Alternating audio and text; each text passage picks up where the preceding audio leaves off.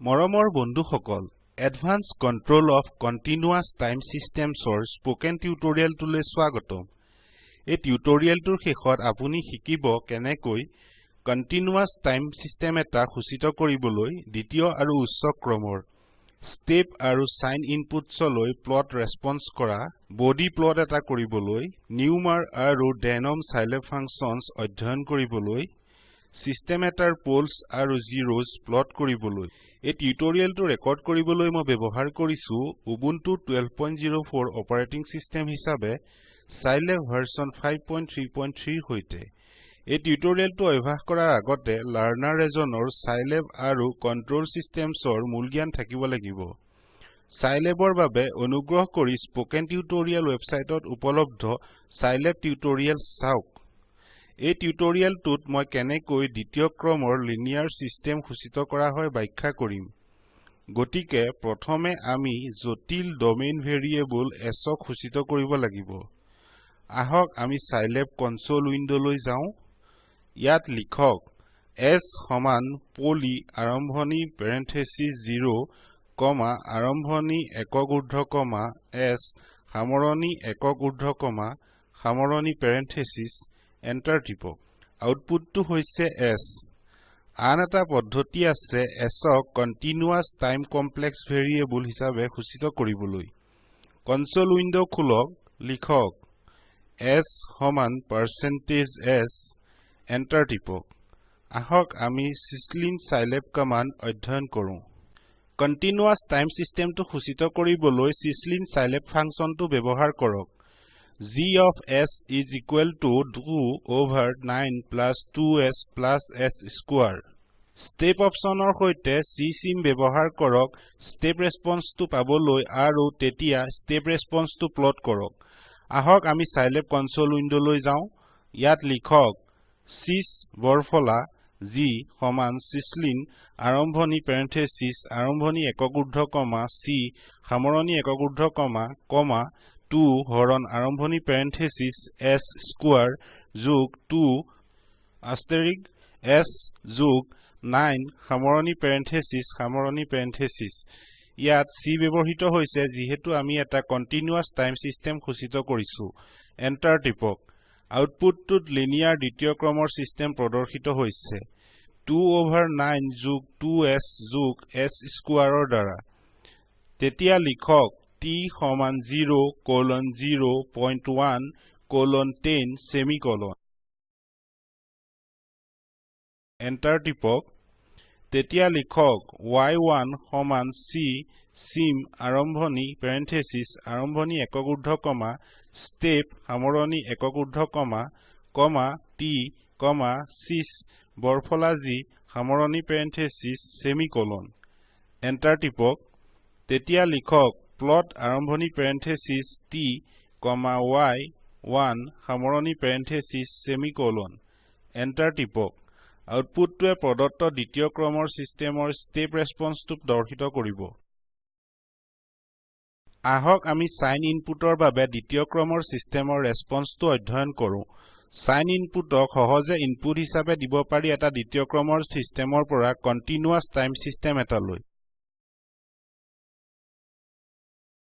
আহক আমি Scilab console উইন্ডোলৈ যাওঁ।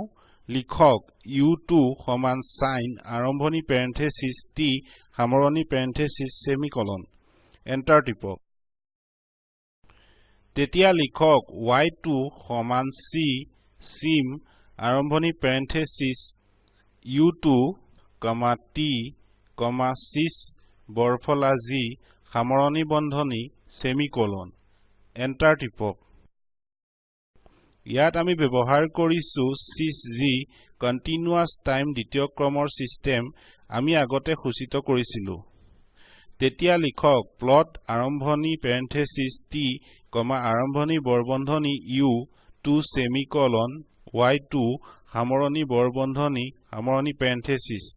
আপুনি u2 আৰু y2ৰ মাজত সেমিকোলন এটা দিয়াটো নিশ্চিত কৰক কাৰণ u2 আৰু y2 হৈছে একে সাইজৰ ৰ ভেক্টৰছ।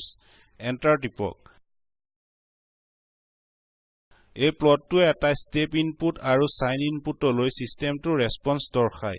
ইয়াক কোৱা হয় ৰেসপন্স প্লট। ৰেসপন্স প্লটে ইনপুট আৰু আউটপুট দুইটাকে একেডাল গ্ৰাফত প্লট কৰে আশা কৰা দৰে আউটপুটটো লগতে এটা সাইন ওয়েভ আৰু ইনপুট আৰু আউটপুটৰ মাজত এটা ফেজ লেগ আছে Amplitude input আৰু outputor বাবে বেলেগ হয় যিহেতু ই এটা ট্ৰান্সফাৰ ফাংচনৰ দ্বাৰা পাৰ হৈছে এইটো এটা আদৰ্শ underdamped উদাহৰণ আহক আমি body plot of 2/9 plus 2s plus s square ক প্লট কৰো অনুগ্ৰহ কৰি মন কৰিব freq কমান্ড হৈছে frequency responseৰ বাবে এটা scilab কমান্ড freq ক এটা ভেৰিয়েবল হিচাপে ব্যৱহাৰ নকৰিব scilab কনসোল খুলক আৰু লিখক fr সমান আৰম্ভণি বৰবন্ধনী 0.01 0.1 10 সামৰণি বৰবন্ধনী সেমিকোলন এন্টাৰ টিপক ফ্ৰিকোয়েন্সি টো হাৰ্টছত আছে তেতিয়া লিখক body আৰম্ভণি parenthesis sys বৰফলা g fr সামৰণি parenthesis আৰু এন্টাৰ টিপক body plot টো দৰ্শিত হৈছে আহক আমি আন এটা সিস্টেম ঘোষিত কৰো আমাৰ আছে এটা overdamped system p সমান s square plus 9s plus 9 আহক আমি এই সিস্টেমটোৰ বাবে step response plot কৰো scilab কনসোললৈ যাওক আপোনাৰ কনসোলত এইটো লিখক p সমান s square plus 9 asterisk s plus 9 আৰু তেতিয়া এন্টাৰ টিপক তেতিয়া আপোনাৰ কনসোলত এইটো লিখক sys2 সমান syslin আৰম্ভণি parenthesis আৰম্ভণি একক ঊৰ্ধ্ব কমা c সামৰণি একক ঊৰ্ধ্ব কমা 9 হৰণ p সামৰণি parenthesis আৰু এন্টাৰ টিপক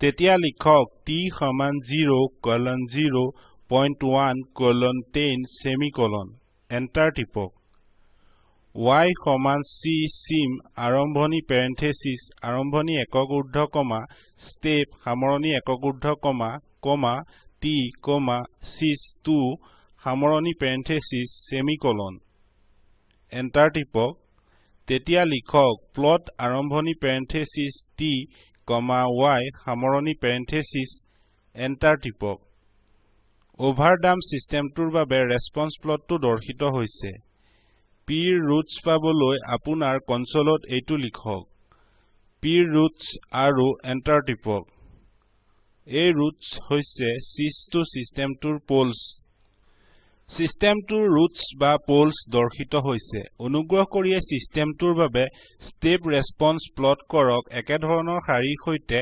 overdamped systemটোৰ দৰে g of s সমান 2/9 plus 6s plus s square যি হৈছে এটা critically damped system তেতিয়া g of s সমান 2/9 plus s square যি হৈছে এটা undamped system g of s সমান 2/9 minus 6s plus s square যি হৈছে এটা unstable system sinusoidal inputsৰ response চাওক সকলো কেছৰ বাবে আৰু লগতে body plotক প্লট কৰক scilab কনসোললৈ যাওক এটা সাধাৰণ ট্ৰান্সফাৰ ফাংচনৰ বাবে নিউমেৰেটৰ আৰু ডিনোমিনেটৰক পৃথককৈ ঘোষিত কৰিব পাৰি আহক মই আপোনাক দেখুৱাও কেনেকৈ কনসোলত লিখক sys3 সমান syslin আৰম্ভণি parenthesis আৰম্ভণি একক ঊৰ্ধ্ব কমা c সামৰণি একক ঊৰ্ধ্ব কমা s plus 6 s square plus 6 asterisk s plus 19 সামৰণি parenthesis এন্টাৰ টিপক আন এটা পদ্ধতিত সিস্টেম এটা ঘোষিত কৰিবলৈ লিখক g সমান আৰম্ভণি parenthesis s plus 6 সামৰণি parenthesis হৰণ আৰম্ভণি parenthesis s square plus 6 asterisk s plus 19 সামৰণি parenthesis এন্টাৰ টিপক তেতিয়া আপোনাৰ কনসোলত এইটো লিখক sys4 সমান syslin আৰম্ভণি parenthesis আৰম্ভণি একক ঊৰ্ধ্ব কমা c সামৰণি একক ঊৰ্ধ্ব কমা g সামৰণি parenthesis এন্টাৰ টিপক দুয়োটা পদ্ধতিত আমি একেটা আউটপুট পাওঁ 6 plus s over 19 plus 6s plus s square variable sys টো ৰেচনেল ধৰণৰ হয় ইয়াৰ নিউমেৰেটৰ আৰু ডিনমিনেটৰক বিভিন্ন পদ্ধতিৰে এক্সট্ৰেক্ট কৰিব পাৰি sys of 2 numer of sys বা numer of g এ নিউমেৰেটৰটো দিয়ে ডিনমিনেটৰটো গণনা কৰিব পাৰি sys3 বা sys ফাংচনৰ ডিনম ব্যৱহাৰ কৰি সিস্টেমটোৰ পোলছ আৰু জিৰোজ প্লট কৰিব পাৰি plzr ফাংচনটো ব্যৱহাৰ কৰি গাঠনিটো হৈছে plzr of sys প্লটটোৱে দেখুৱায় x for poles আৰু circles for zeros Scilab কনসোললৈ যাওক আপোনাৰ Scilab কনসোলত এইটো লিখক sys3 আৰম্ভণি পেৰেণ্থেছিছ 2 সামৰণি পেৰেণ্থেছিছ এন্টাৰ টিপক ই sys3 ৰেচনেল ফাংচনটোৰ নিউমেৰেটৰটো দিয়ে যি হৈছে 6 plus s অন্যথা আপুনি লিখিব পাৰে নিউমাৰ আৰম্ভণি পেৰেণ্থেছিছ sys3 সামৰণি পেৰেণ্থেছিছ এন্টাৰ টিপক সিস্টেম 3 ৰ নিউমেৰেটৰটো দৰ্শিত হৈছে ডিনমিনেটৰটোক পাবলৈ লিখক sys3 আৰম্ভণি পেৰেণ্থেছিছ 3 সামৰণি পেৰেণ্থেছিছ এন্টাৰ টিপক ফাংচনটোৰ ডিনমিনেটৰটো দৰ্শিত হৈছে আপুনি লগতে লিখিব পাৰে ডিনম আৰম্ভণি পেৰেণ্থেছিছ sys3 সামৰণি পেৰেণ্থেছিছ এন্টাৰ টিপক তেতিয়া লিখক plzr আৰম্ভণি পেৰেণ্থেছিছ sys3 সামৰণি পেৰেণ্থেছিছ এন্টাৰ টিপক আউটপুট গ্ৰাফে পোলছ আৰু জিৰোজ প্লট কৰে ই সিস্টেমটোৰ পোলছ আৰু জিৰোজৰ বাবে ক্ৰছ আৰু সাৰ্কলছ দৰ্শায় ই কমপ্লেক্স প্লেনত প্লট হৈছে এই টিউটোৰিয়েলটোত আমি শিকিলো কেনেকৈ সিস্টেম এটা সূচিত কৰা হয় ইয়াৰ ট্ৰান্সফাৰ ফাংচনৰ দ্বাৰা স্টেপ আৰু সিনুসয়ডেল ৰেসপন্স প্লট কৰিবলৈ ট্ৰান্সফাৰ ফাংচন এটাৰ পোলছ আৰু জিৰোজ এক্সট্ৰেক্ট কৰিবলৈ তলৰ সংযোজনত থকা কথাচিত্ৰটো চাওক ই স্পোকেন টিউটোৰিয়েল প্ৰকল্পৰ মূলভাৱ দৰ্শায় আপোনাৰ বেণ্ডউইথ যদি ভাল নহয় আপুনি ইয়াক ডাউনলোড কৰি চাব পাৰে স্পোকেন টিউটোৰিয়েল প্ৰকল্পৰ দলে স্পোকেন টিউটোৰিয়েল ব্যৱহাৰৰ কৰ্মশালা পাতে অনলাইন পৰীক্ষাত উত্তীৰ্ণসকলক প্ৰমাণপত্ৰ দিয়ে অধিক জানিবলৈ অনুগ্ৰহ কৰি contact@spoken-tutorial.org লৈ লিখক স্পোকেন টিউটোৰিয়েল প্ৰকল্প টক টু এ টিচাৰ প্ৰকল্পৰ এটা অংশ হয় ই ভাৰত চৰকাৰৰ নেশ্যনেল মিছন অন এডুকেশ্যনৰ ICT MHRD দ্বাৰা সমৰ্থিত এই মিছনৰ বিষয়ে অধিক তথ্য spoken-tutorial.org/nmeict-intro উপলব্ধ মই মৌচুম হাজৰিকা সংযোগ কৰাৰ বাবে ধন্যবাদ শুভ বিদায়